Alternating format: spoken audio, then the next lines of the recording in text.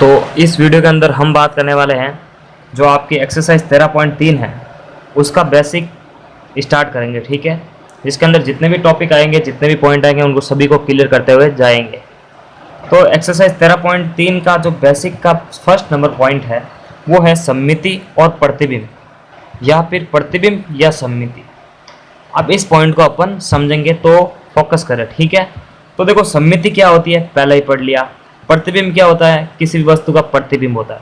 लेकिन देखो हम जो चीज़ चेंज कर रहे हैं, लेकिन उससे पहले एक चीज़ मैं बता दूं, एक नोट है, एक इम्पोर्टेंट बात है कि जो सममिति है, ये सममिति और दर्पण का प्रतिबिंब, दर्पण का प्रतिबिंब हमेशा एक दूसरे के क्या रहते हैं, पूरक रहते हैं, एक दूसरे के पूरक रहते हैं। यानी सममिति को कभी कभी दर्पण का प्रतिबिंब मान सकते हैं अपन, क्योंकि सममिति का एक और नाम मैंने बताया था, वो था दर्पण रेखा। किस तरह से, देखो सममिति का मतलब ये होता है जैसे कोई भी ऑब्जेक्ट है, कोई भी आकृति थी, ठीक है, उसके हम सेंटर में से एक सममित रेखा गुजारते थे इस तरह से। तो ये जो रेखा होती है, ये रेखा हमेशा प्रतिबिंब का काम करती है। तभी तो ऐसा का ऐसा भाग इस तरफ बनता है और ऐसा का ऐसा भाग इस तरफ बनता है। यानी बाएं जैसा भाग दाएं तरफ उल्टा बनता है, दाएं का बायां उल्टा, दाएं का जो भाग है वो बाईं तरफ उल्टा बन जाता है। तो सममिति जो है वो दर्पण का काम, सममिति रेखा है, सॉरी सममिति रेखा है या सममित रेखा है, वो एक दर्पण का काम करती है। हमेशा ध्यान रखना, दर्पण का काम करती है, तभी तो इसका प्रतिबिंब, बाएं का प्रतिबिंब दाएं के अंदर बनेगा और दाएं का प्रतिबिंब बाएं के अंदर बनेगा। क्लियर? तो सममिति और प्रतिबिंब यानी सममित रेखा और दर्पण का प्रतिबिंब दोनों एक दूसरे के पूरक है, दोनों एक दूसरे के बराबर भी है। लेकिन इस टॉपिक के अंदर अपन क्या करेंगे, हम डायग्राम ना बनाकर अब हम जो है दर्पण का यूज करेंगे। तो यहाँ पर ऑब्जेक्ट के बीच में हम दर्पण रखते थे, लेकिन अब क्या करेंगे, थोड़ा सा चेंज कर देंगे। जैसे यहाँ पर कोई वस्तु रखी, जैसे इंग्लिश का अल्फाबेट अक्षर रखा इस तरह से M, फिर यहाँ पर एक मैं दर्पण रख दूंगा, दर्पण रख दिया मैंने। दर्पण वही जो हम अपनी नॉर्मल लाइफ के अंदर यूज करते हैं। तो इसका उल्टा प्रतिबिंब एक बनेगा दर्पण के अंदर, वो किस तरह से बनेगा, इस तरह से, इस तरह से बनेगा। तो जैसा M की साइज बाहर की तरफ है, वैसा का वैसा प्रतिबिंब दर्पण के अंदर वैसी साइज का, यानी समान लंबाई का, समान लंबाई समान कोण, यानी इसका ये एंगल है तो दर्पण के अंदर भी ये एंगल सेम रहेगा, समान कोण वाली आकृति, समान लंबाई और समान कोण वाली आकृति वापस दर्पण के अंदर बनेगी। तो ये टॉपिक भारी नहीं है, इसमें अपन समझ सकते हैं। क्लियर? यानी सममिति और प्रतिबिंब दोनों एक दूसरे के पूरक है, यानी दोनों एक दूसरे के बराबर भी हैं। और इस चैप्टर के अंदर हम क्या करने वाले हैं, बस क्या करेंगे, कोई भी ऑब्जेक्ट है उसको कांच के सामने रखेंगे अपन, यानी दर्पण के सामने रखेंगे, तो दर्पण अपने आप ही इसका प्रतिबिंब उसमें शो कर देगा। लेकिन इम्पोर्टेंट बात तो यह है, क्वेश्चन पूछे जा सकते हैं ओरल टेस्ट के अंदर, या कोई भी आपसे पूछ सकता है। इंपॉर्टेंट क्वेश्चन बनता है यहाँ पर ओरल टेस्ट के हिसाब से कि क्या दर्पण के बाहर वाली आकृति, दर्पण के बाहर वाली आकृति या जो आकृति है या कोई भी आकृति है, इसका प्रतिबिंब क्या इसी दी गई आकृति के समान होगा जिसमें समान लंबाई होगी। यानी ऐसा क्वेश्चन पूछ सकता है कि किसी वस्तु का प्रतिबिंब है, यानी कोई वस्तु है, वस्तु की लंबाई चौड़ाई सब कुछ दे दी, तो क्या इसका, यानी वस्तु की लंबाई है 5 सेंटीमीटर, तो क्या दर्पण के अंदर जो इसका प्रतिबिंब बनेगा वो भी 5 सेंटीमीटर लंबा होगा। तो हमेशा एक चीज़ का बात ध्यान रखा, प्रतिबिंब की आकृति और कोण हमेशा बराबर होते हैं।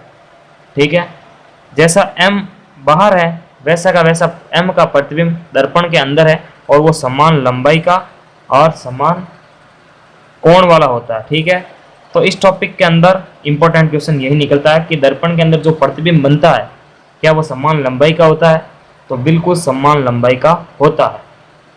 ठीक है। अब अगर देखो अपने आप को कांच के अंदर देख लो आप, जैसे आप कोई कांच के अंदर पड़े हैं, कांच के अंदर आप जाएंगे और दर्पण भी कई तरह के होते हैं, दर्पण कह दो या कांच कह दो, बात ही एक ही है, कांच और दर्पण, ठीक है।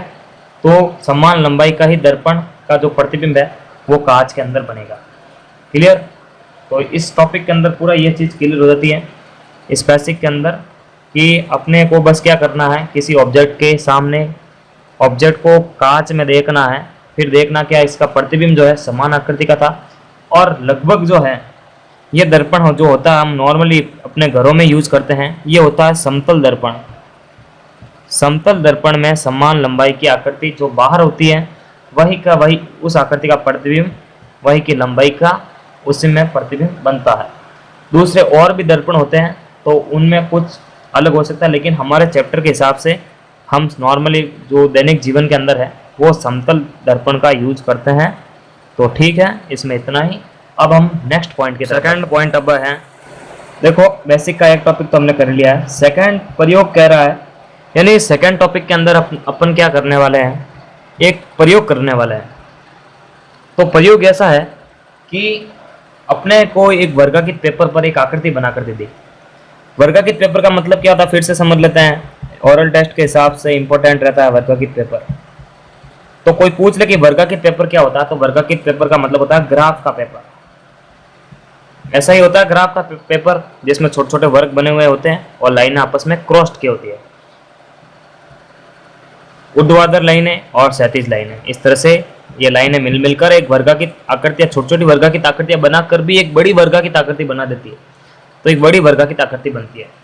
तो प्रयोग पूछा है कि इस वर्गाकृत पेपर के बीच में से एल रेखा गुजारी, और ये एल रेखा क्या है बताने की जरूरत नहीं है, फिर भी बता देंगे एक बार। एल रेखा है सममित रेखा। और अब जो है बेसिक चेंज हो रहा है, तो अब हमको सममित रेखा की जगह दर्पण रेखा का यूज करना है, क्योंकि दर्पण रेखा का इसमें अब इम्पोर्टेंट रखा गया। तो दर्पण रेखा है, तो पूछ रहा है कि जो इसका प्रतिबिंब, यानी दर्पण रेखा का मतलब क्या है, ये एक दर्पण की तरह ही काम करी है।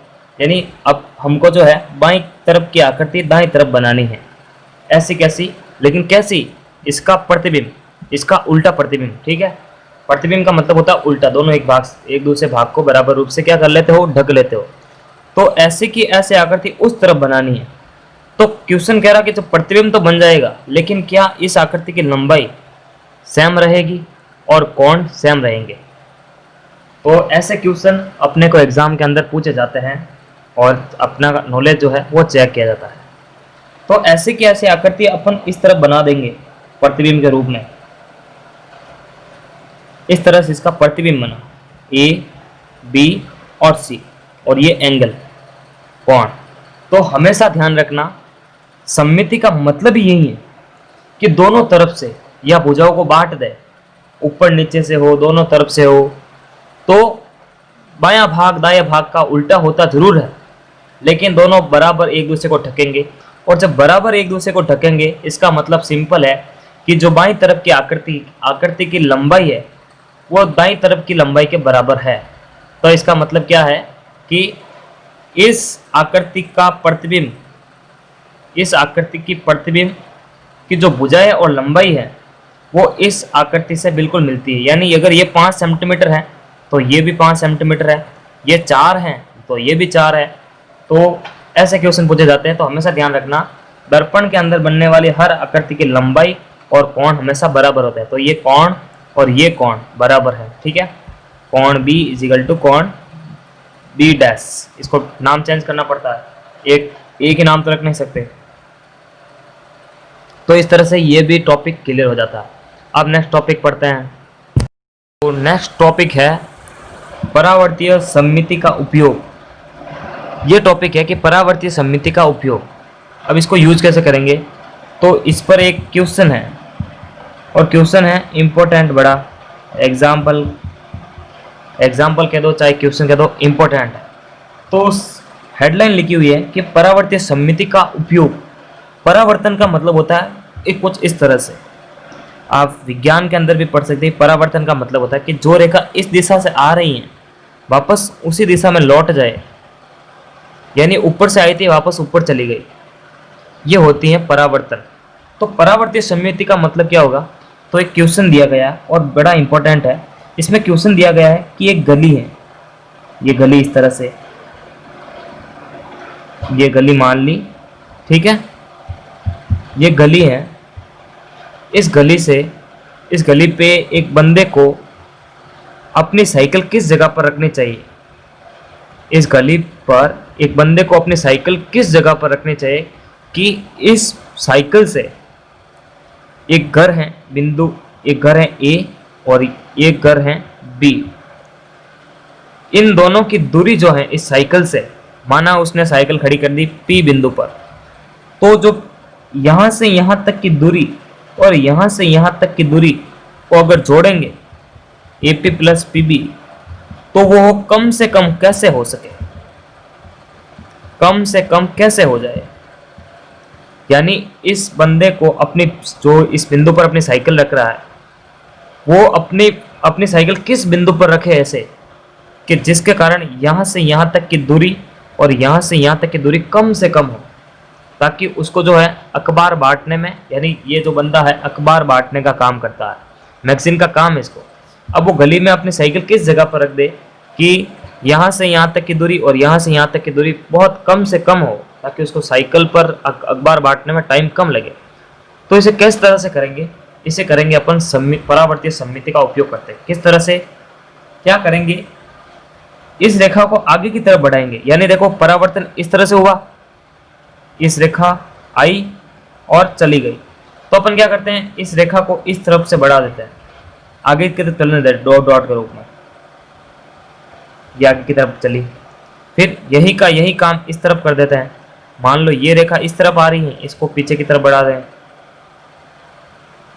तो देखो ये ऊपर वाला भाग और ये नीचे वाला भाग सममित है या नहीं?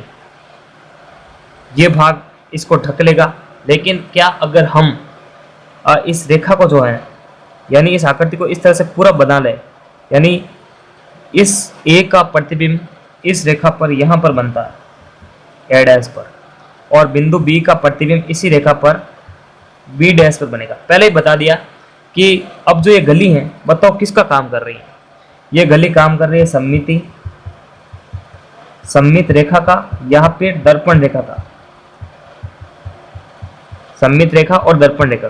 और दर्पण रेखा का मतलब क्या होता है कि दर्पण रेखा एक दर्पण का कार्य करती है, यानी जितनी दूरी पर, यानी यहाँ से यहाँ तक की दूरी इतनी है, तो इतनी दूरी पर एक इसी बिंदु का प्रतिबिंब बन जाएगा ए डैश, और यहाँ से यहाँ तक की दूरी जितनी है उतनी ही दूरी पर प्रतिबिंब के अंदर बिंदु पर बन जाएगा बी डैश प्रतिबिंब।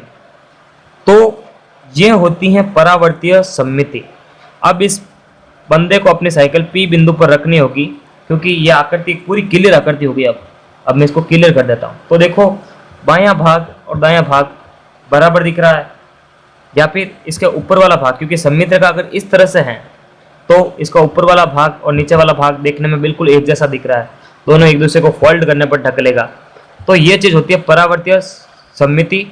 इसका अपन यूज करके क्या कर सकते हैं, किसी भी बिंदु की दूरी बता सकते हैं कि उसको कहाँ पर खड़ा होना चाहिए, उसका, हाँ, ये सही कंडीशन उसमें बता सकते हैं क्वेश्चन के शर्त के आधार पर। क्वेश्चन की शर्त भी अपन को देखनी पड़ती है, अपने को क्वेश्चन क्या कह रहा है, तो अपन ध्यान रख सकते हैं। तो ठीक है, परावर्तीय सममिति का उपयोग करके अपन किसी बिंदु की सही स्थिति का भी पता लगा सकते हैं। तो क्लियर है, कुछ नहीं करना, बस क्या करना है, जैसे यहाँ पर साइकिल रखनी, अगर यहाँ से यहाँ पर साइकिल रख दी और हमको सिद्ध भी करना कि यहाँ से यहाँ तक की दूरी, यहाँ से यहाँ तक की दूरी कम हो, कैसे होगी? जब इन दो रेखाओं को आगे की तरफ बढ़ाएंगे और इस बिंदु का प्रतिबिंब